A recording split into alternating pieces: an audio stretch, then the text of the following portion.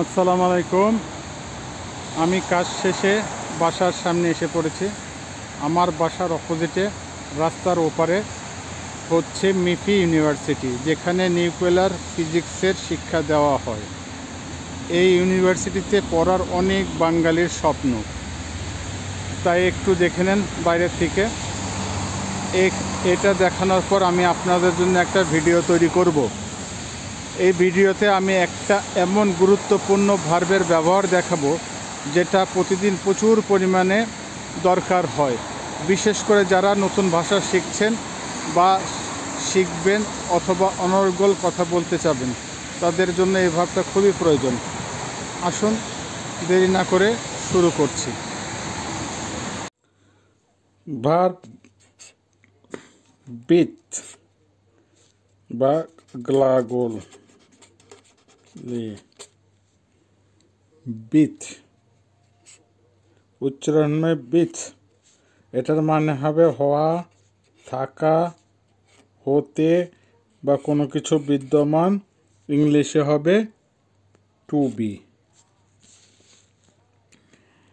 এখন এই বিট এই গ্লাগোলের প্রেজেন্ট টেন্স হয় না অন্যান্য গ্লাগোলের মতো। অন্যান্য গ্লাগোলের মধ্যে যেমন প্রেজেন্ট টেন্স আছে, যেমন কুশাতের ইয়া কুশায়ু, এখানে বিচ গ্লাগোলের প্রেজেন্ট টেন্স হয় না। বিচ গ্লাগোলের প্রেজেন্ট টেন্স হবে অন্য একটা গ্লাগোল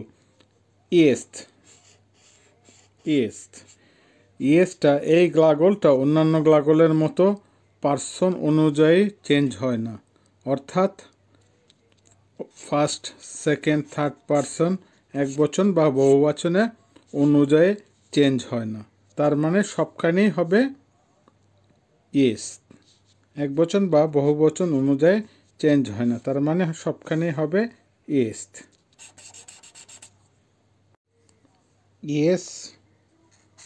ইয়েস এই গ্লাগোলের কোনো চেঞ্জ হয় না, যার জন্য এখানে হবে প্রথম ফার্স্ট পার্সনটা ইয়া ইয়েস। এর অর্থ হবে আমি আছি। ইয়েস এর অর্থ আছি, থাকি, এরকম অবস্থা আর কি।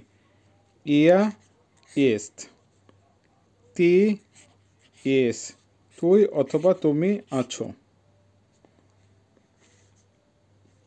অন আনা, অন এটা পুল্লিঙ্গ, আনা স্ত্রীলিঙ্গ। ইয়েস, অন আনা ইয়েস, সে আছে। এরপরে আসতেছে মি ইয়েস, এর অর্থ হবে আমরা আছি। আর অন আনা ইয়েস এর অর্থ হবে সে আছে। এরপর আসতেছে ভি ইয়েস, এর অর্থ হবে তোমরা অথবা আপনারা আছেন। এরপর আসছে আনি ইয়েস, এর অর্থ হচ্ছে তাহারা আছে। এখন আবার আসছে বিচ গ্লাগোলে পাস্ট টেন্স। বিচ পার্সন অনুযায়ী এভাবে চেঞ্জ হবে। ইয়া বিল, এটা পাস্ট টেন্স। ইয়া বিল এর মানে আমি ছিলাম। তি বিল, তুই অথবা তুমি ছিলে। এরপর আসতেছে অন আনা, অন পুল্লিঙ্গ, আনা স্ত্রীলিঙ্গ। যখন পুল্লিঙ্গ হবে অন বিল, আর স্ত্রীলিঙ্গ হলে আনা বিলা, তার মানে সে ছিল, বাংলা হবে সে ছিল। পরে আসতেছি মি বিলি, এর অর্থ আমরা ছিলাম।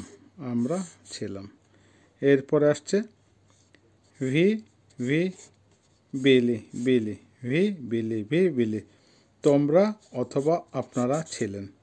এরপরে আসছে আনি বিলি, তার মানে তাহারা ছিল। উদাহরণস্বরূপ বলতে পারি, যেমন ইয়া বিল তাম, ইয়া বিল তাম, এর অর্থ হবে আমি সেখানে ছিলাম। এরপর আসছি ফিউচার টেন্স, বিশ লাগলের ফিউচার, বিশ লাগলের ফিউচার টেন্স। এটা হবে যেমন পার্সন অনুযায়ী কীভাবে চেঞ্জ হবে। ইয়া ইয়া বুদু, ইয়া বুদু, এর অর্থ আমি থাকব বা হব।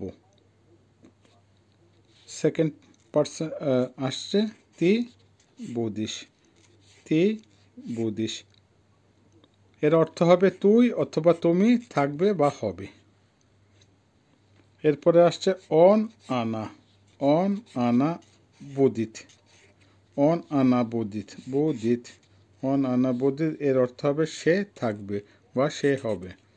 এরপরে আসছে মি বুদিম, মি বুদিম, এর অর্থ হবে আমরা থাকব বা হব। এরপরে আসছে ভি বুদিচে, ভি বুদিচে, এর অর্থ হবে তোমরা অথবা আপনারা থাকবেন বা হবেন। এরপর আসছে আনি বুদুত, বুদুত, আনি বুদুত, বুদুত, এর অর্থ হবে তাহারা হবে বা থাকবে। এই বিচ গ্লাগোলটা যে কোনো কিছুর আগে যোগ করে দিলে ভবিষ্যৎকাল হয়ে যায়। যেমন ধরেন ইয়া বুদু কুসাত রিস, ইয়া বুদু কুসাত রিস, এর মানে আমি ভাত খাবো, এটা ভবিষ্যৎ টেন্সে হয়ে গেল। অথবা সংক্ষেপে, অথবা সংক্ষেপে ইয়া বুদু,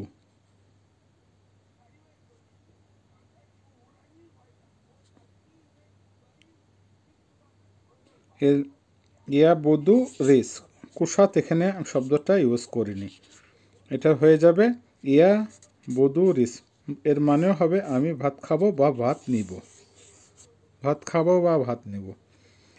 এরপরে আসেন এই গ্লাগোলটার বিশ্লেষণ করি। ইয়েস্ট, এটা হলো প্রেজেন্ট টেন্স,